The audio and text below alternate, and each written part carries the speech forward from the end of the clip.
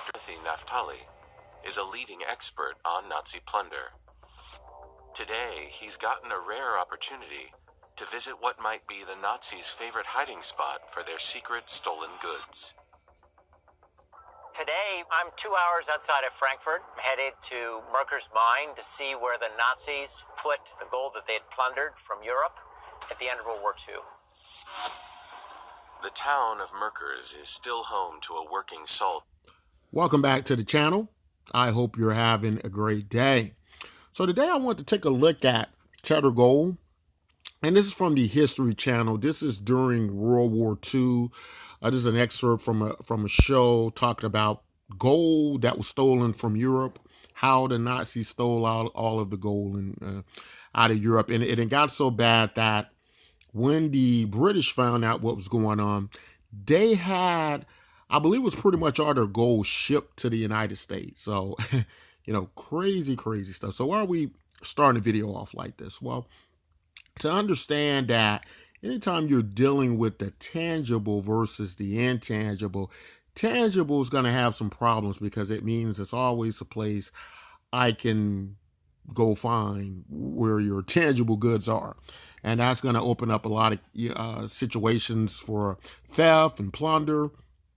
And was such the case in World War II, Europe. But we're talking Tether gold today. And the reason we're talking Tether gold is because many of us feel that, or many in the cryptocurrency space, or some in the cryptocurrency space, feel as if gold might just be the answer. First, it was security tokens we thought would solve the problem. Then we thought it would be Libra coin or Calibra under Facebook, bringing mass adoption with social media and its far reach. And now it seems to be stable coins in some cases, which are either going to be backed by some tangible commodity such as gold, is going to be our solution in cryptocurrency going forward into the future. That seems to be what we're looking at now to save us. We're going to explore in this video a little bit if that is going to turn out to be the case. So we're talking about Tether. Tether, this is the same Tether that most of us in cryptocurrency has used as our stable coin.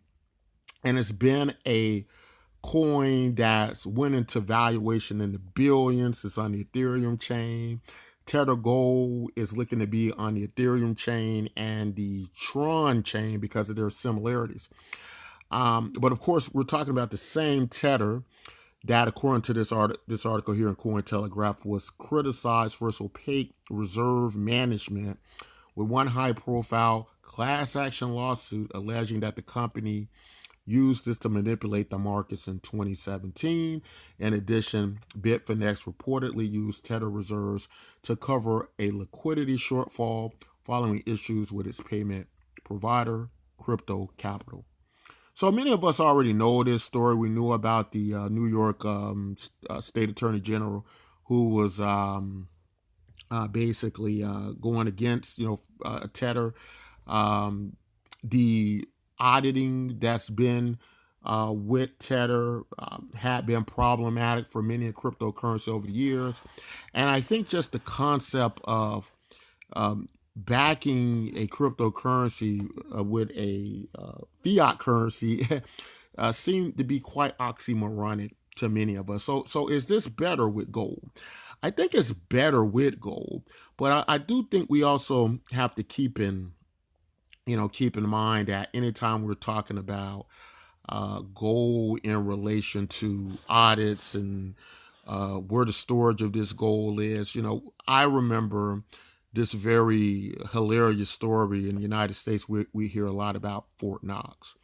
And how it would go is they would talk about how Fort Knox, where all these gold reserves are supposed to be kept, that the security equipment to protect the gold was, cost more than the gold that was inside the, the reserve. So I always found that funny.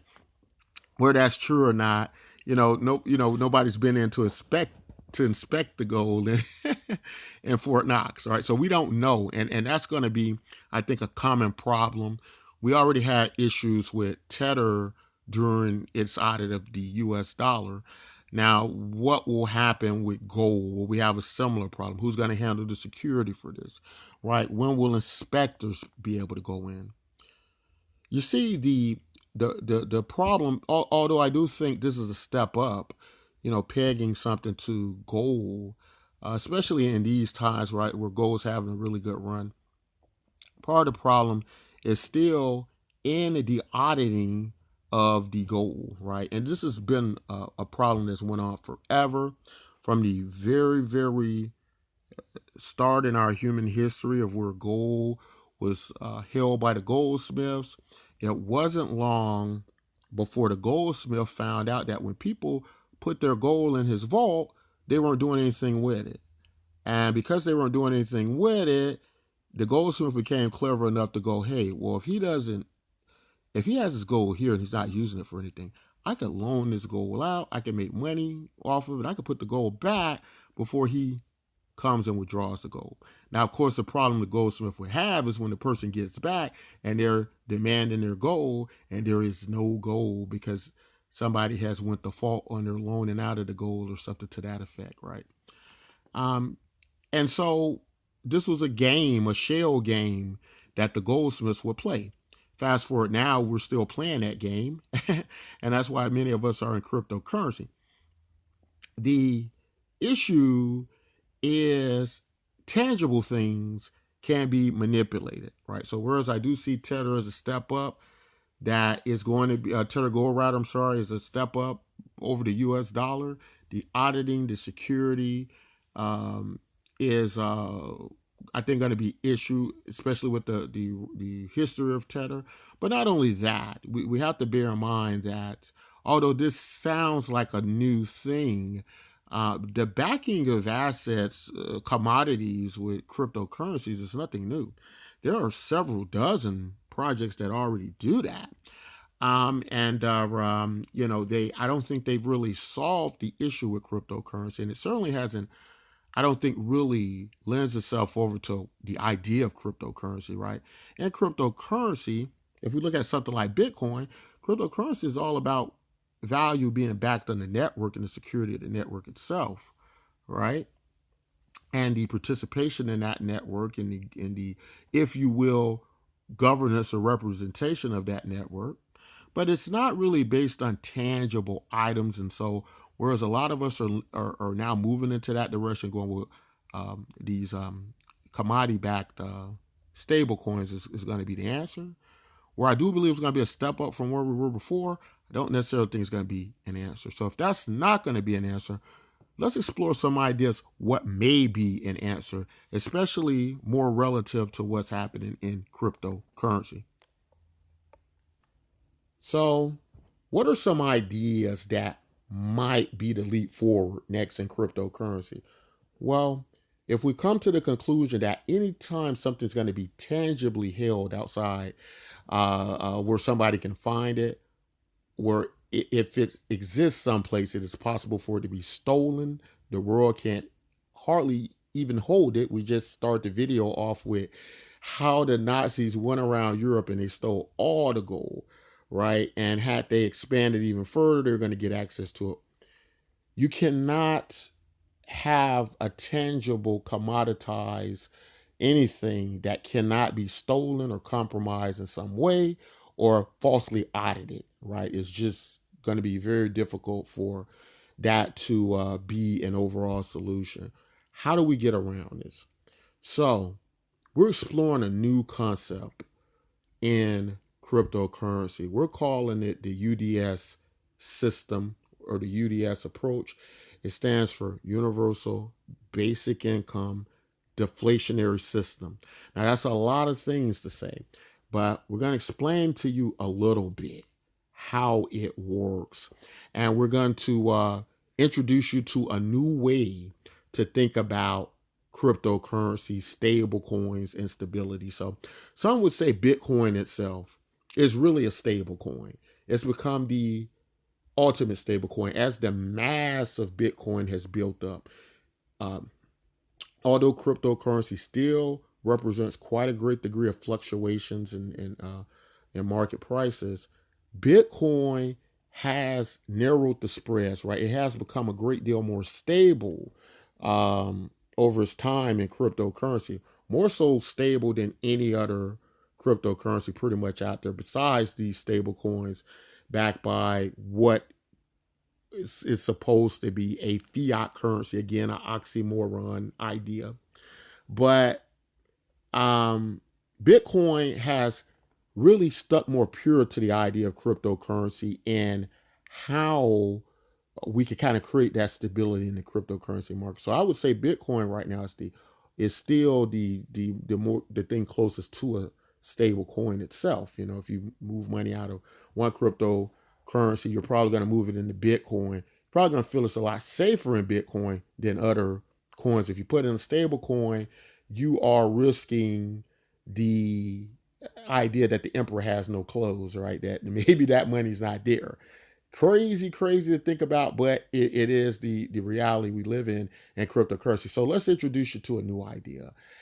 So if some Bitcoin idea is more close to, I think, a pure idea of a stable coin,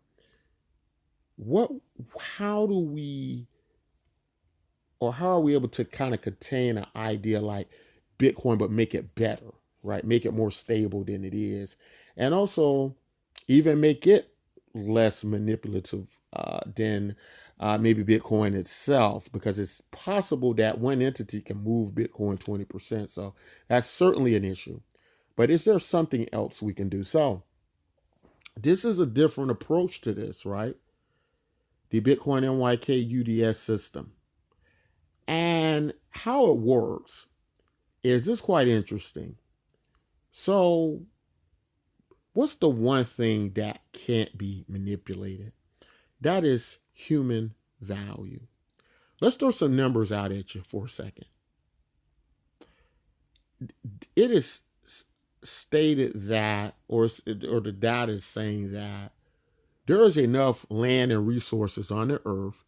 Let's use money and value interchangeable with resources, right? Because remember, money is just a representation of a right to control resources, right? Medium of trade. And the data is something like each human could own about 7 acres of land on the earth. Every human on earth, right?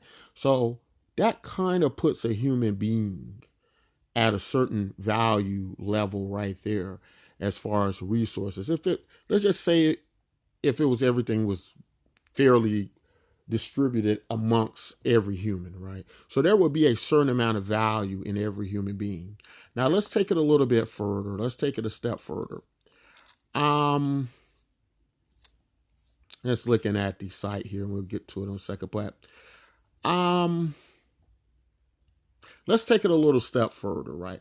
Let's say if there was a way we can, in a more efficient way, tokenize that value to the point where instead of being concerned about logistical concerns about how to extract that value, we could just kind of do it based on the human being, right? How would you be able to calculate that and tokenize that? Well, one way you would be able to do it is similar to how, as a network being represented on a social media platform, we do it now. Now, it is stated by people like Andrew Yang that our data is the oil of the 21st century, right? Meaning we are seeing the value in social media. You know, we can conceive value in social media similar to like looking at something like Facebook that with 2.5 billion users is worth about $500 billion, right? So we can perceive a value like that, and we can, based on that, put together a type of model, right? In other words, we can say that as people come into a network itself, that is substantiating the value of that project, right? It's just as much as we can do an analysis on the data, Facebook, so on and so forth, and they could come up with a value for that business, right? For that company. We can do a similar thing here. Now, why would you want to do that? Because Well, with human beings involved, we would know that the value is there, right? Now, once we know that the value is there, we can back it up with the cryptocurrency. Now, interesting enough, this is sounds a bit complicated, but if you tokenize everybody, which is what our universal basic income deflationary system does. What it does is it can distribute out tokens to human beings. They don't have to pay for anything. The tokens are going out to them, and their value and participation is, in a sense, minting that token into existence. They're getting the token, and now it's saying that based on the network itself, this is something a lot different than what you get in a standard cryptocurrency. In the standard cryptocurrency, the approach is there is some type of technology, and this technology is going to be worth X, Y, or Z. The problem with that type of analysis is we don't know what that technology is going to be worth. It's only going to be worth as much as the usership of it. Now, the reason universal basic income gets justified a little bit more, not only is it a hot topic right now that's going on, it is more likely that a large part of the world is going to opt for UBI, right? Just the global economics of what is looming on our horizon, whether it be more future pandemics or whether it be an AI revolution, a robotics revolution of some sort, right?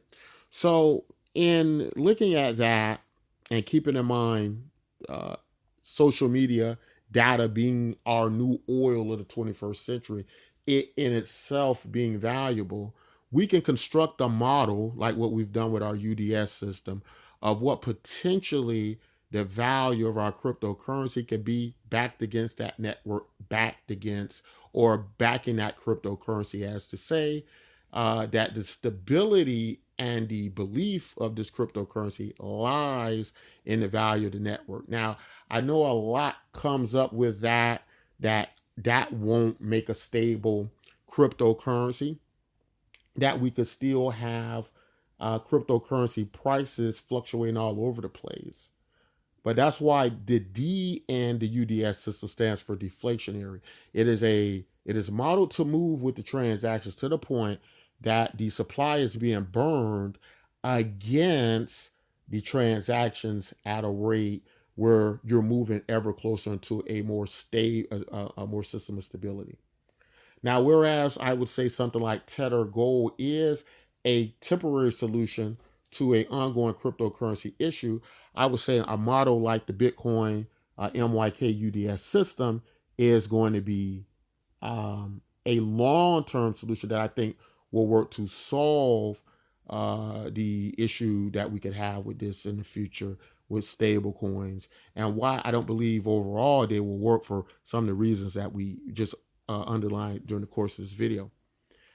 Um, it is a very interesting way to look at this human capital, human value as the method, the model to back our cryptocurrency. We've never quite done it like that before.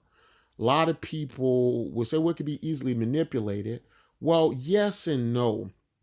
Ultimately, these networks reach a value similar to what you get with Facebook, where its value is unrefutable, right? It's not debatable because it's easy for us to imagine that a network the size of Facebook is worth $500 billion, right?